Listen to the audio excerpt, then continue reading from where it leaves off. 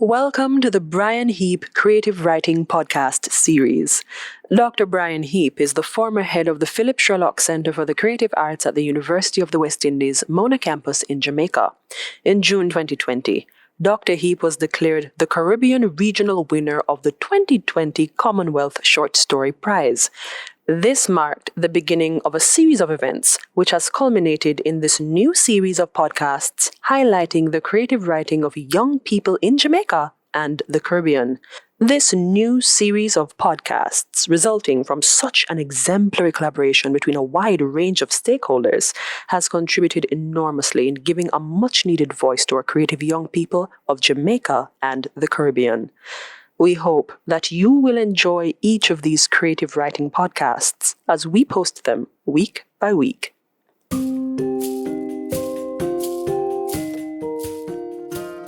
Second place, Witchcraft, the story of the river, written by Jaquon Alexander, a second-year student from the Faculty of Humanities and Education, his major, Cultural and Creative Industries.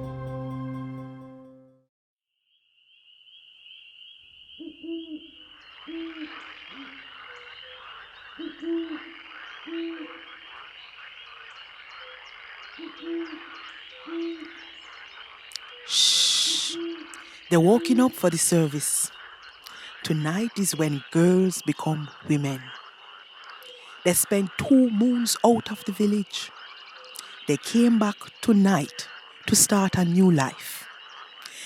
The boys came back 2 days ago, and today they will meet their first wife and take her flower. Tonight, many years ago, right here in Amamia, a woman. Well, a girl but a woman due to, you see, her name was Enshira. Beautiful girl. Skin like the soil beneath our feet. On the night of Enshira becoming a woman, she did not return to the village. Enshira was against the things she was taught about when they were out of the village. She found herself at the river, where she always goes to get away from the village. This is not right. We should not be living like this. I should not have to just give myself to a man, and to a man that I don't even know like that. And they want me, Inshira Amira Ohekabula, to just be his wife in the name of tradition, just because he paid the bride price? Am I just a mere possession? Oshun, help me to find true and pure love. I come to you in the wake of a new age. I want to find love in its purest form. I want to be treated as human, not woman. For woman is not of value. They want me to just sit around and be at this man's beck and call. From I was a babe, they raised me to be a wife. And for the past 2 moons, they teach and prepare us for final steps to womanhood. But if being a woman means throwing away my dignity, I want no part of it. Oshun, teach me how to love and be loved. Show me a path to gain the love I cannot receive from my mother. I want to be loved, Oshun. Loved. And I want to be loved too. Sorry, sir. I will leave you. No, I'm David. And you are? Inshira Amiria, sir. And do you have a shorter name? Inshira, sir. Inshira. That's a nice name. Glad to make your acquaintance. What are you doing out here alone, besides looking for love? Nothing, sir. Is it customary for you to say sir at the end of your sentences? I don't know what customary means, sir. David. The name is David. Sorry, David, sir. You're a funny girl. Sorry, sir. No, don't apologize. I like a girl with a little humor. Are you from the village? Yes, sir. I've never seen an Abroni so close before. Do you all look the same? Do you mean white? David. Sir is my father, the bishop, and I am not my father. Call me David, please. And no, We don't all look alike. What do you do with your skin, sir? Sorry? When you take off your skin, where it goes, sir? This is my skin. Why would you... Never mind. This is my skin in Shira. Why you Obrunis take my people, sir? For all I have is my name, and that's David, not Sir. And I don't know what these Obrunis have done to your people, but I can tell you, I am not one of them. David and Enshira spoke all night. Spoke until the sun started showing its face. What Enshira did not realize was that this was Oshun answering her prayers. They met by the river every night after that. 10 moons later, Enshira had news that would change their whole life. She was pregnant for a white man.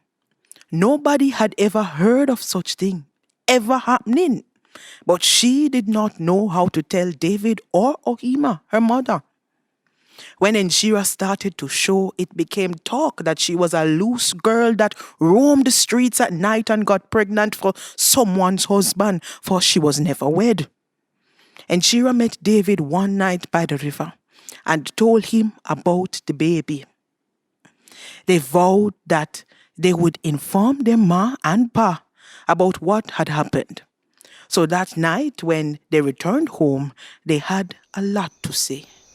What are you doing out here, child? Mama, Dad, I have something to tell you. There is this boy. there's this girl. We did not mean for it to happen. She's pregnant. I don't think I heard you right, Enshira Amelia. You just said you're with child? Who the father? David, you know you are not supposed to be having sex before marriage. Who is this girl? He is from the city, Obruni. A what? You want to bring down shame on my good name, girl? Your father would surely have a second death if he heard this. Cut it out. Kill that thing inside of you before I do. She's from the village. Down by the river. A nigger. You went to bed with a nigger, son? Do you know what would happen if the church gets word of this? That is not your child. You do not claim that demon-possessed specimen. Go inside and tell Swill to prepare the room. I must cleanse you today of all those demons you let into your body. You know what will happen when the chief gets word of this? You have brought shame on our family name. Enshira, no Enshira. Get in. Father God, please show the way to deal with this. I need your help, Father. Shango, what is this? Guide me now, for I don't know what I do with this girl. They prayed to their gods, and a few moons later, it was time for the baby. This baby born with legs curved outwards at the knee. To Ohima, this was the first sign that the baby was cursed. Bishop and the church wanted to christen the baby to get rid of the evil that already existed inside, but Ohima was not having it. So they wanted to cut the baby in half, giving the bad half to those in the village. Ohima was resolute that this baby should be killed because he would bring a curse to their people, for to her, this was the wish of the gods. So, in an effort to save the child, Enshira placed him in a basket with a beaded chain in the river, with the hope that Oshun would protect him and send him back one day as a boy. David prayed to God for the protection of his son and that he would find a good family.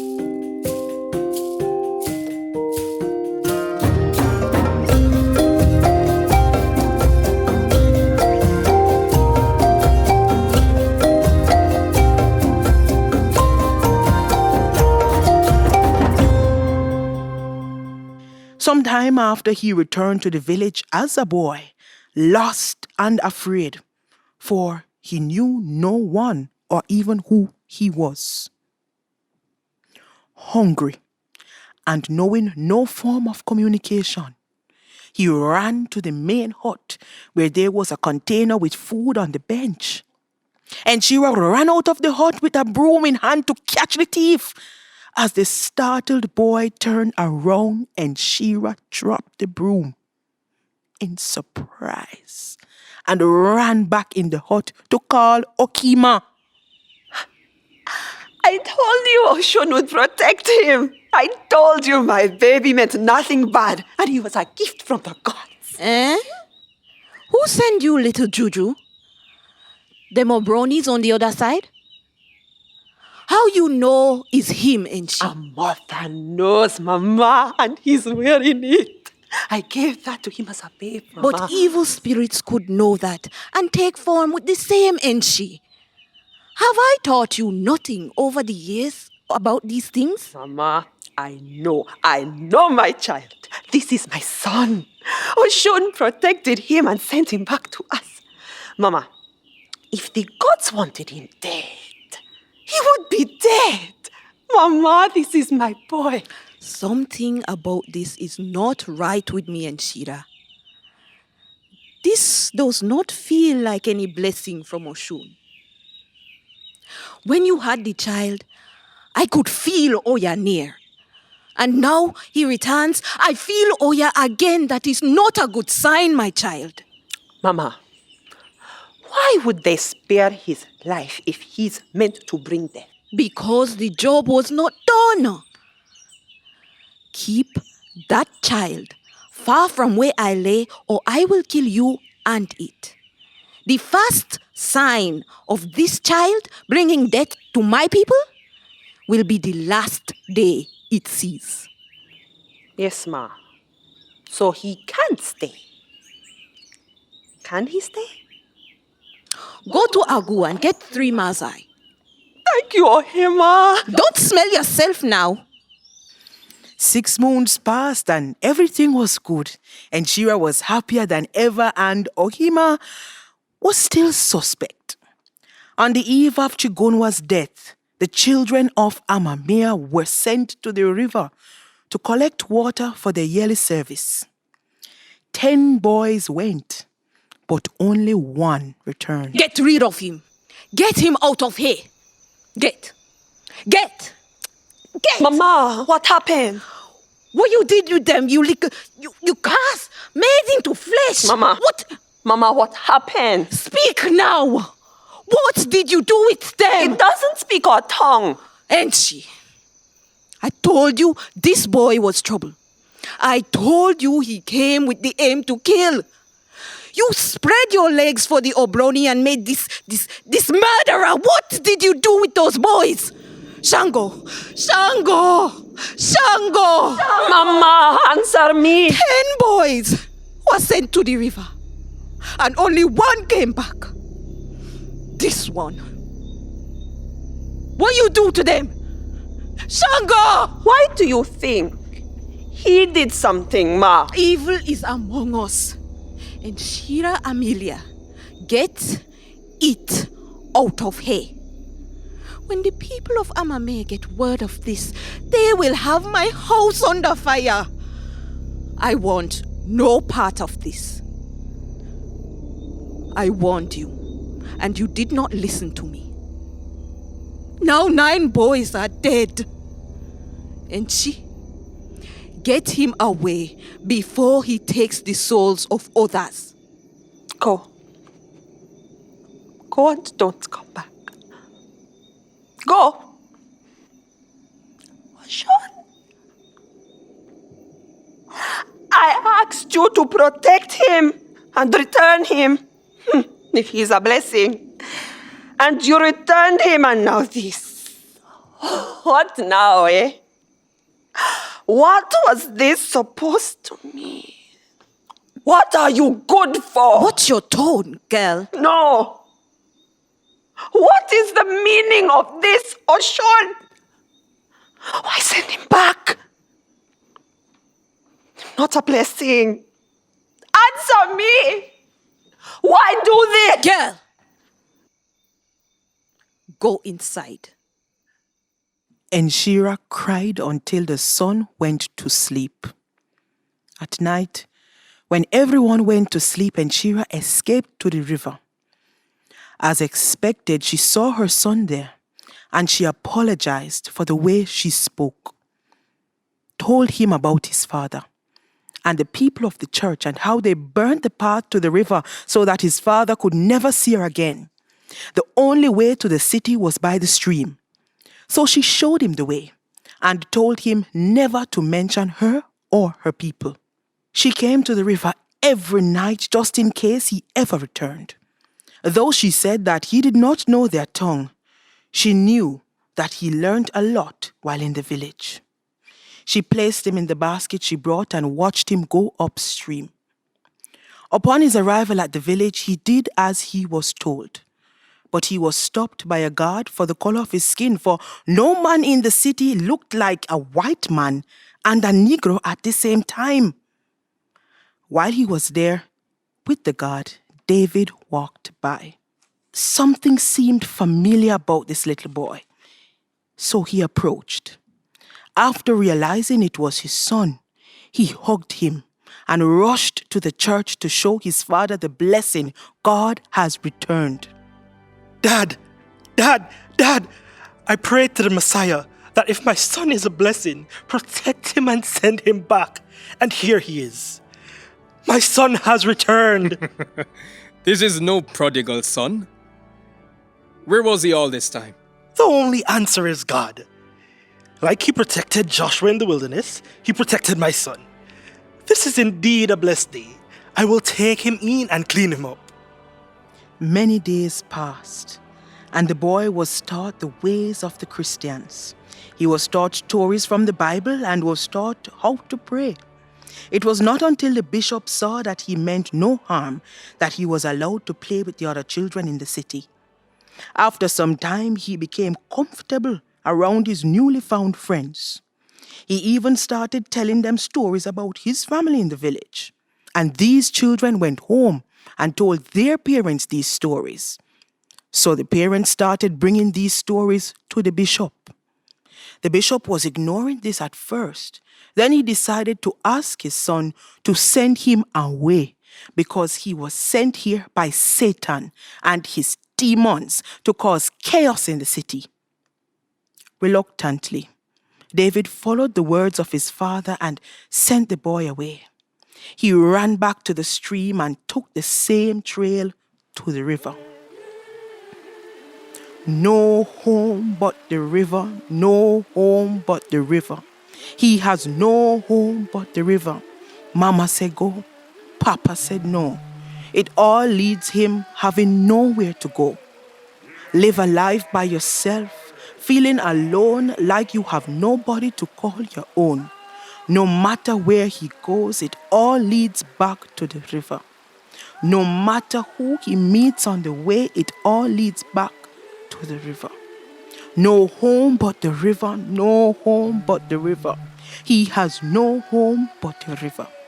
Mama said go, Papa said no. It all leads to him having nowhere to go. The river is where he calls home. The river is where you'll find his soul. No matter, no home but the river. So he and the river become one.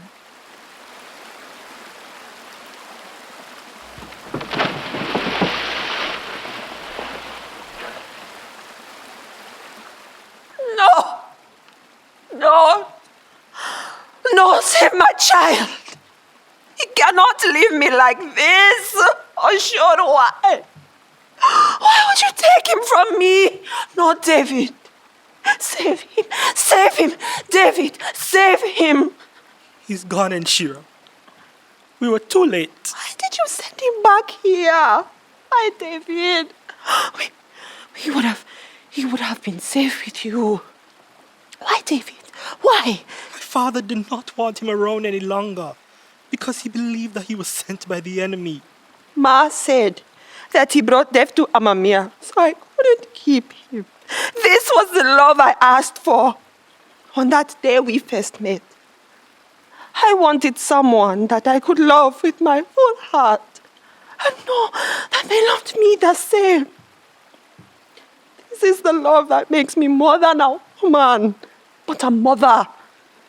A love like no other, and just like that, I have lost that love. David, what did we do?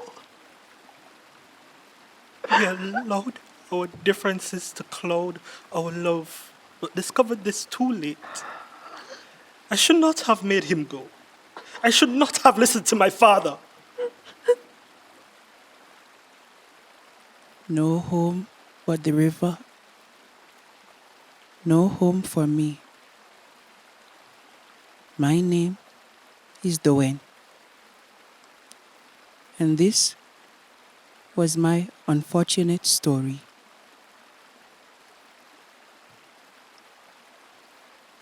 No home but the river. No home. My mama told me this about my gran and Shira, full of power and love. And I pass it on now to you. On nights when girls become women, we share her story. It's not a story of rebellion, but one of love.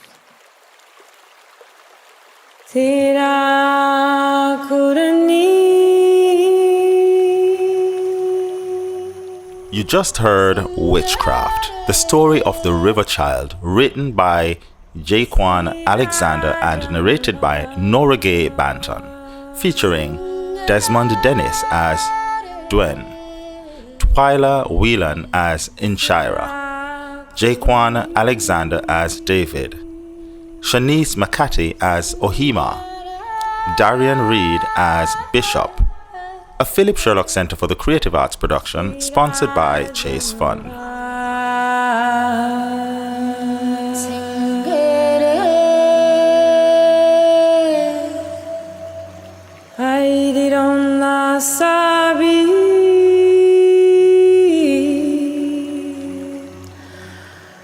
Quantify ni donda sawa